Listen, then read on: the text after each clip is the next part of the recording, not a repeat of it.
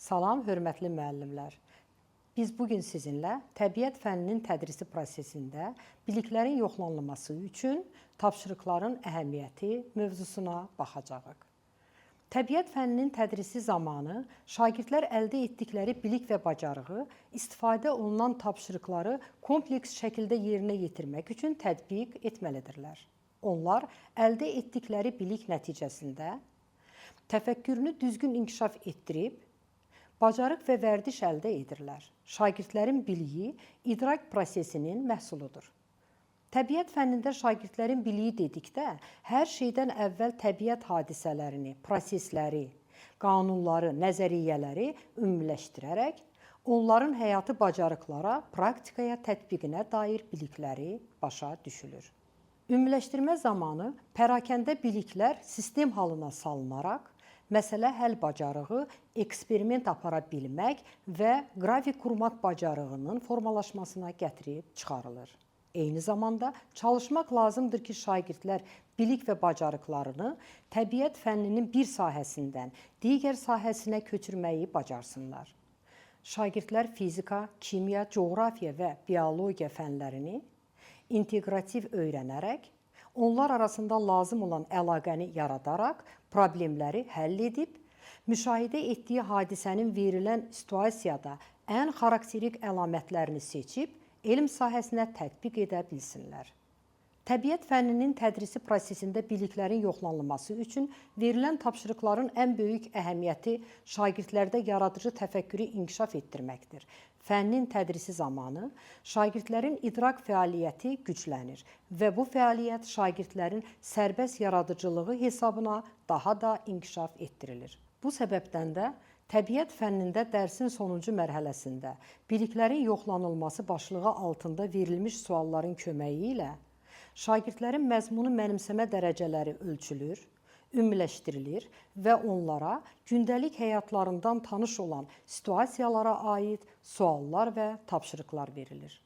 Nəticədə onlar müxtəlif xarakterli açıq və qapalı test tapşırıqları, açıq və qapalı suallar ilə yanaşı, fəaliyyət yönümlü tapşırıqları cavablandırmaqla öyrəndikləri məzmunun üzərində düşünməyə nail olurlar.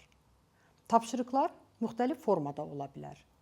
Şagirdlərin bacarıq və qabiliyyətlərini aşkar edən, təbiət fənninin müxtəlif bölmələri arasında əlaqə yaradan, ümumiləşdirici, kəmiyyət xarakterli, hesablama xarakterli, keyfiyyət xarakterli tapşırıqlar.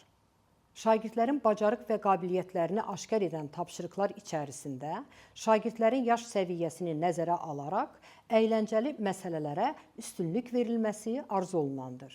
Bu, onlarda təbiət fənninə marağı daha da artırar və onlarda emosional hissi yüksəldər. Tapşırıq. Qarpıza təsir edən ağırlıq qüvvəsi 5 kiloqramdır. Cümləsinin niyə səhv olduğunu izah edin. Bu tapşırıq şagirdlərin diqqətini həm əyləncə cəhətdən çəkəcək, həm də bacarıq və qabiliyyətini, məntiqi düşünməsini aşkar edəcəkdir. Təbiət fənninin müxtəlif bölmələri arasında əlaqə yaradan tapşırıqların yerinə yetirilməsi zamanı fiziki kəmiyyətlə və onunla bağlı olan digər kəmiyyət arasında asılılığın tapılması əqli mühakiməyə əsaslandığı üçün burada induksiya və deduksiya böyük rol oynayır.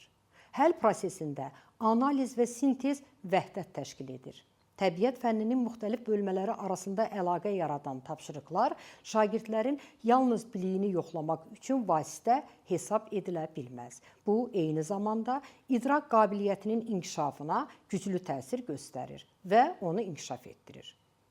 Qüvvə və hərəkət bölməsi ilə saf maddələr və qarışıqlar bölməsi arasında əlaqə yaradan tapşırığa nümunə.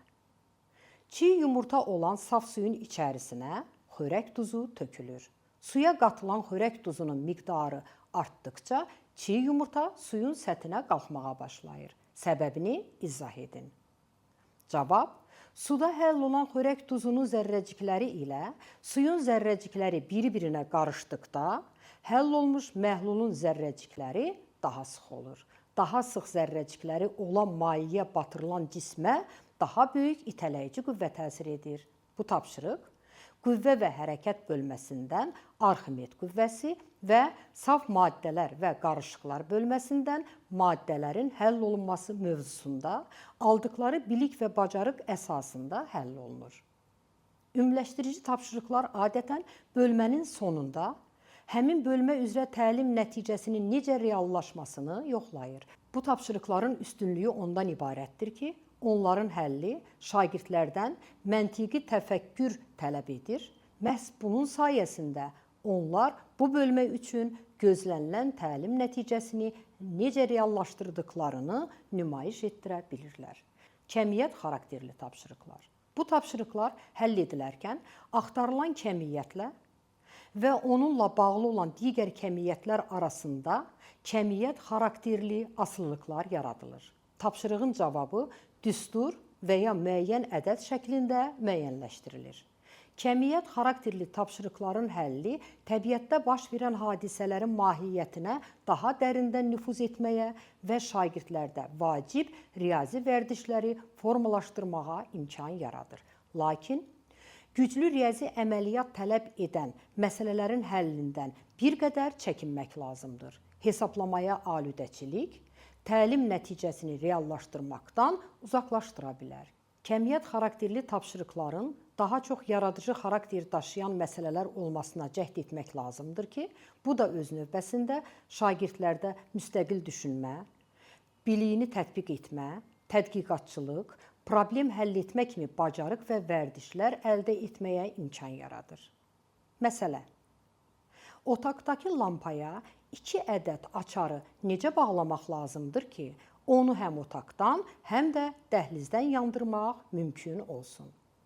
Yaradıcı xarakterli bu məsələni həll edərkən şagirdlərdə müstəqil düşünmə, biliyini tətbiq etmə vərdişi formalaşır. Hesablama xarakterli tapşırıqlar. Bu tapşırıqların həlli zamanı kəmiyyətlər üzərində hesab əməliyyatları icra edilir. Məsələnin müvəffəqiyyətlə həll edilməsi üçün mətn müəllim və şagird tərəfindən oxunur. Məsələnin şərtinin mənimsənilməsi və təhlil olunması mərhələsinə keçirik. Yaxşı olar ki, şagird məsələnin məzmununu, daha dəqiq desək, məsələnin şərtini öz sözləri ilə şərh etsin. Bundan sonra məsələnin həlli üçün verilən kəmiyyətlər yazılır, altından xətt çəkilir və xəttin altından axtarılan kəmiyyət yazılır. Məsələnin şərti yazılarkən bütün vahidlərin eyni sistemdə yazılması məsləhətdir. Bu, sonda cavabın daha dəqiq alınmasına kömək edir. Şərt yazıldıqdan sonra məsələnin həlli üçün təhlil davam etdirilir. Əgər lazım gələrsə, məsələyə aid şəkil və çertyoz çəkilir. Məsələnin həlli üçün lazım olan düstur yazılır. Şagirdlər müəyyənləşdirməlidir ki, verilən kəmiyyətlər və müəyyən olunan düsturla məsələni həll etmək olarmı və yaxud əlavələr lazımdırmı? Məsələnin təhlili zamanı əlavə əlaqələr və göstəricilər də müəyyənləşdirilir. Bunlar məsələnin yazılışı sırasına əlavə edilir. Bütün bunlardan sonra məsələni ümumi şəkildə axtarılan kəmiyyətlərin hesablanması ilə həll etmək olar. Sonuncu mərhələ isə alınan cavabların təhlil olunmasıdır. Alınan cavabın real olması da vacibdir. Məsələ: qızılın sıxlığı 19,3 cm kubunda qramdır. Hündürlüyü 2 cm, eni 3 cm və uzunluğu 5 cm olan qızıl külçənin kütləsini hesablayın. Məsələnin şərti yazılır. Məsələnin şərtini, düsturun yazılışını və məsələnin həllini siz ekranda görürsünüz. Bu məsələni həll edən zaman qızıl külçənin həcmini ayrılıqda hesablayıb, n bərabər Rovi düsturundan birbaşa həcmin qiymətini yazaraq hesablamaq da olardı. Keyfiyyət xarakterli tapşırıqlar. Bu tipli tapşırıqların həllini müəyyən bir sistemlə aparmaq məqsədə uyğundur. 1. Məsələnin şərti oxunur və şərtdə olan terminlər izah olunur. 2. Məsələnin məzmunu təhlil edilir, mahiyyət aydınlaşdırılır, ehtiyac olduqda sxem və ya çertyoz qurulur. 3. Mühakimənin analitik və sintetik zənciri qurulur. 4. Məsələ həll edilir.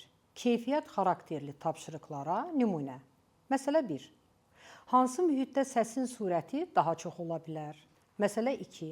Simli musiqi alətləri ilə zərb alətlərində səsin yaranmasının oxşar cəhəti nədir? Məsələ 3. Səsin bərk maddələrdəki surəti havadakı surətindən necə fərqlənir? Bu məsələlər həll edilərkən təlim nəticəsini reallaşdırmaq üçün səsin yaranması və yayılması bölməsinə əsasən məsələnin məzmunundan asılı olaraq verilən kəmiyyətlər müəyyənləşdirilir və öyrənilən qanunlar əsasında təhlil olunur. Səsin surətinin mühitin xassələrindən asılı olması və səsin yayılması üçün mühitin olmasının çox vacib olması məsələni cavablandırmaqda kömək edir. Bütün bu deyilənləri ümumiləşdirsək, təbiət fənninin tədrisi prosesində biliklərin yoxlanılması üçün tapşırıqların əhəmiyyəti çox böyükdür. Eyni zamanda deyə bilərik ki, təlim nəticəsinin reallaşdırılması və nəticənin möhkəmləndirilməsində və biliklərin yoxlanmasında tapşırıqlar əvəzsizdir. Təbiət fənnində sistematiklik, möhkəm bilik və bütün bunların bacarığa yönləndirilməsində tapşırıqların əhəmiyyəti danılmazdır. Diqqətinizə görə sağ olun.